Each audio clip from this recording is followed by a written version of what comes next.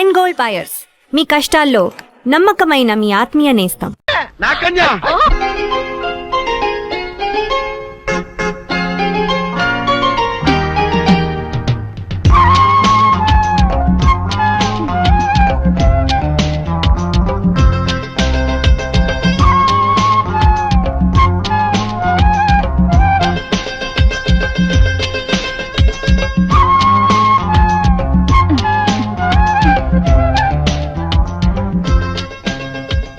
అమ్ముడు, భోజనానికి రా.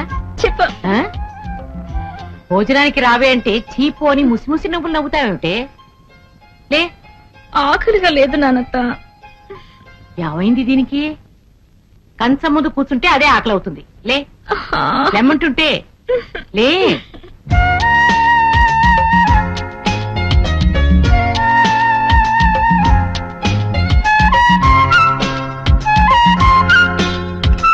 ఏమిటి అలా కెలుపుతున్నావు? తిను.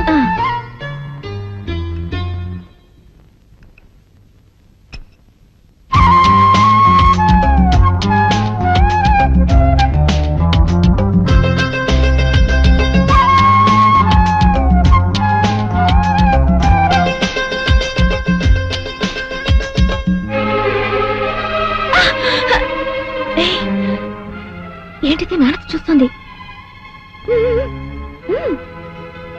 అయ్యో రామ, నేను చూడటం ఏమిటి? అసలు నువ్వు ఈ లోకంలో ఉన్నట్లేవే. అనందిను. తినాలనిపించడం లేదు నానత్త.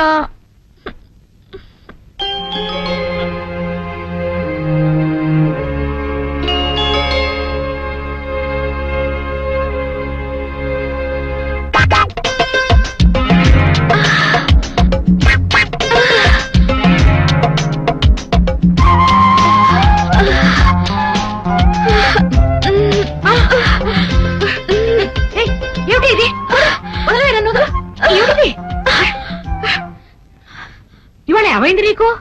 అదే అర్థం కావడం లేదు నానత్త. ఆకలి కావడం లేదు, దాహం వేయడం లేదు, నిద్ర రావడం లేదు. డాన్స్ చేయాలనిపిస్తోంది నానత్త. అమ్మడు, ప్రేమలో పడ్డావా? ఎందులో పడ్డానో తెలియదు కానీ అందులోంచి బయటికి రావడం ఇష్టం లేకుండా ఉంది. సందేహం లేదు, పడిపోయావు. నాకే తెలీదు, నీకెలా తెలుసు? ఈ పైత్యాలన్నీ ప్రేమ రోగం లక్షణాలే. మోహన్ చూడరా, ప్రేమించడం సిగ్గుపడవలసిన విషయం కాదమ్మా. ఎవరా అదృష్టవంతుడు? నువ్వు ప్రేమించిన కుర్రవాడు మంచివాడైతే మీ నాన్న అవునన్నా కాదన్నా ఆ అబ్బాయితోనే నీ పెళ్లి జరిపిస్తాను. ఎవరతను? ఎదురింటి సీను.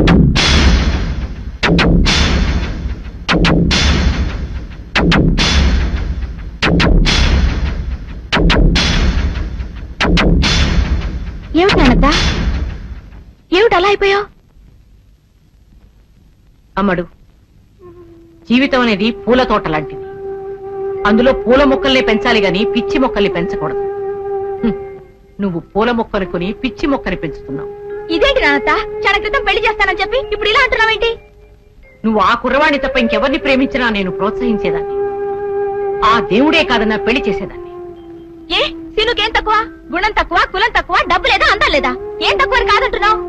గుండె బలం తక్కువ. అతనికి ప్రేమించే ధైర్యం లేదు, ప్రేమించినా పెళ్లి చేసుకునే దమ్ము లేదు. నువ్వు అతన్ని మర్చిపో. నానత్త, మర్చిపో అని ఎంత తేలిగ్గా చెప్పావు నానత్త. నువ్వెప్పుడైనా ప్రేమలో పడుంటేగా ఆ బాధ నీకు తెలిసేది.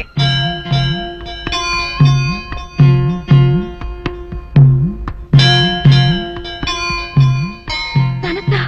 అమ్ముడు, ప్రేమ గురించి నాకు తెలియదని ఇంకెప్పుడు అనద్దమ్మా. నువ్వు ప్రేమలో పడ్డట్టే నీ వయసులో నేను కూడా ప్రేమలో పడ్డాను. రియలీ? ఎవరు నానత్త? చెప్పు నానత్త ప్లీజ్. ఎవరు నానత్త? ఎవరది? నువ్వు ప్రేమిస్తున్నా సీను తాతయ్యని. అంటే వీరిద్దరునా? అవును, మేమిద్దరం పెళ్లి చేసుకోవాలని ఎన్నో కలలు కన్నాం. కాని అతని వైపు పెద్దవాళ్లు మా పెళ్లికి అంగీకరించలేదు. తల్లిదండ్రులు ఎదిరించే ధైర్యం లేక వీరయ్య దొర పిరికితనంతో వేరే పెళ్లి చేసుకున్నాడు. పోగొట్టుకున్న ప్రేమని మర్చిపోలేక నేను మాత్రం పెళ్లి చేసుకోకుండా ఇలాగే ఉండిపోయాను. ప్రేమ అనేది పద్మవ్యూహం లాంటిది. లోపలికి వెళ్ళినంత తేలిక కాదు బయటికి రావడం. అందుకే చెప్తున్నాను, అతన్ని నువ్విప్పుడే మర్చిపో.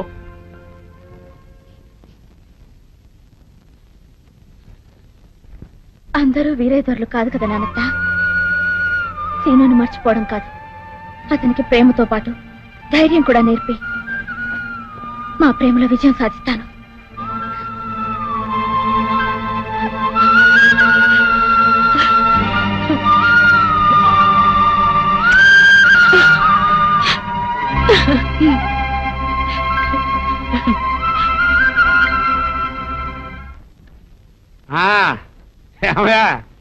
సంక్రాంతి సంబరాలకి ఏర్పాట్లన్నీ బాగా చేశారా? చేసామండి. అంతా తమ కోసమే ఎదురు చూస్తున్నామండి. మరి ఇంకెందుకు ఆలస్యం, వెళ్దాం పదండి.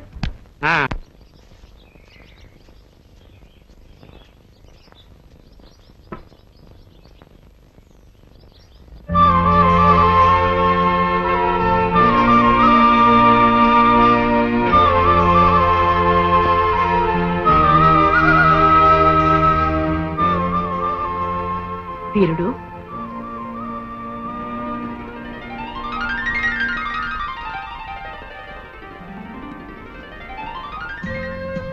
జానకి రా కూర్చో.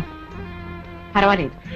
40 ఏళ్ల క్రితం మనం ప్రేమించుకునే రోజుల్లో వీరుడు అని పిలిచేదాన్ని. మళ్ళీ ఎంతకాలానికి విన్నానా ఆ పిలుపు. పిలిచేలా చేశాడో నీ మనవడు. నా మనవడా? ఏం చేశాడు? వాడు చాలా బుద్ధిమంతుడే. అదే అదే, ఎక్కడికి పోతాయి చవట బుద్ధులు? అన్ని తాత పోలికలే, బుద్ధావతారం. ఏమిటోయ్ ఉంగబుద్ధి పెట్టావు అందగాడా? నీ మనవడినన్నాను లేవోయ్. నన్ను కాదా? అయితే పర్వాలేదు. ఇంతకీ ఏం చేశాడు నా మనవడు? పుంసా మోహన రూపాయ అన్నట్లు అంత అందంగా ఎవడ పుట్టమన్నాడో నీ మనవణ్ణి. నా మనవరాలు నీ మనవణ్ణి చూసి మనసు పారేసుకుంది. అంటే ప్రేమిస్తుందా? మనసు పారేసుకోవడం ఉంటే అదే కదా ఈ బుద్ధు. నీ మనవరాలు నా మనవని ప్రేమిస్తుంది అంటే పిచ్చి సంతోషంగా ఉందా? సంతోషపడితే ఏం లాభం? వాళ్ళిద్దరికి పెళ్లి చేయాలి కదా. వీరు, మనిద్దరి ప్రేమ ఎలాగూ ఫలించలేదు, పిందెలోనే రాలిపోయి. మన పిల్లలైనా ప్రేమించి పెళ్లి చేసుకుంటే మనం ఆను మగలం కాలేకపోయినందుకు కనీసం అయిన వాళ్ళమైనా అవుతాం. అలాగేనా? తప్పకుండా వాళ్ళకి పిలిచాను. ఎలా చేస్తావోయ్? నీ మనవడు కూడా నా మనవరాలు ప్రేమించాలి కదా. దాందే ఉందో. ఒరే మనవడు, నువ్వు జానకి గారి మనవరాలను ప్రేమించబోయి అంటాను, ప్రేమించేస్తాడు. బుద్ధు, ప్రేమ పుష్పం లాంటిదోయ్. దానంతటది వికసించాలే గాని నువ్వు నేను చెప్తే పుట్టదు. మరైతే ఎలా? ప్రేమ పుట్టేలా చెయ్యాలి.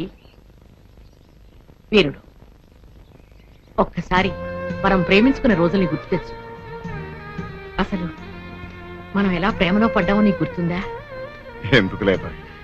మైసూరు ఎడ్ల బండి మీద నువ్వు, ఒంగోలు ఎడ్ల బండి మీద నేను సంతకు వెళ్తాను. నీ బండి ఇరుసు విరిగిపోయింది. దాంతో నా బండి ఎక్కావు. నీ చేతులు పట్టుకుని బండి ఎక్కించాను. కళ్ళు కళ్ళు కలిసి బండి కుదుపులకి ఒకళ్ళ మీద ఒకళ్ళ పడ్డాం. దాంతో బండి మించి కింద పడిపోయాం. ఆ పడ్డం ప్రేమలో పడ్డాం. పర్వాలేదే, మన ప్రేమని ఆ రోజుల్ని మర్చిపోయావేమో అనుకున్నాను. గుర్తుందన్నమాట. మరింకే అదే దారిలో వెళ్ళు. అలాగే వాళ్ళిద్దరిని ఎడ్ల బండి ఎక్కించి సంతకు పంపించేద్దాం. అలాగే జీడీలు పప్పుండలు కొనుక్కోమని చెరో పావలా కూడా ఇచ్చి పంపిద్దాం. అలాగే తప్పకుండా ఇచ్చి పంపిద్దాం. వీరుడు, నీకు బొజ్జ పెరిగింది గాని బుద్ధి పెరగలేదు. అదేమిటా? ఈ రోజుల్లో పిల్లలు ఎడ్ల బండికి సంతలకు వెళ్లేవాళ్ళ, మరి సైకిల్ ఎక్కి కాలేజీలకు వెళుతున్నారు కదా. అవును. నీ మనవడు నా మనవరాలి సైకిల్ ఎక్కాడనుకో, డబుల్ సార్ బ్రహ్మాండం. కళ్ళు కళ్ళు కలవడం, ఆ తర్వాత సైకిల్ గతుకులో పడ్డం, ఒకళ్ళ మీద ఒకళ్ళు పడ్డం, తర్వాత ప్రేమలో పడ్డం. కరెక్ట్. అయితే వెంటనే నా మనవని నీ మనవరాలు సైకిల్ ఎక్కమని పంపించేస్తాను. అలా చెప్తే ఎక్కుతాటోయ్.